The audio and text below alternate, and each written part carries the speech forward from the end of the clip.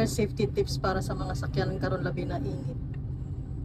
First, Fireman, uno sa imo fire safety tips, di ba katong ito ganin nasunog ng mga sakyanan, uno sa possibly cause ito.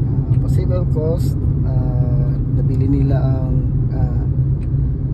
bottled water, alcohol,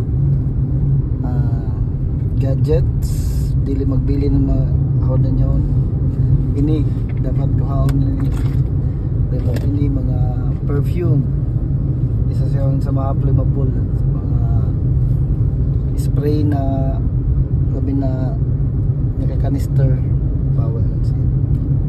So dapat sa may ventilation na nato sa kanan, i-ventilate na to ang pagbark na to bisang gamay da total na amay rain visor, dili man ba siya dahil mabasa. Bali, i-open gamay. I-open lang gamay para ventilate lang.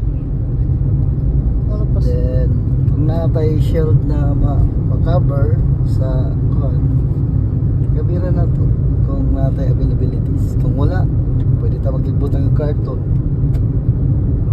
Ano pa? So mato siya guys.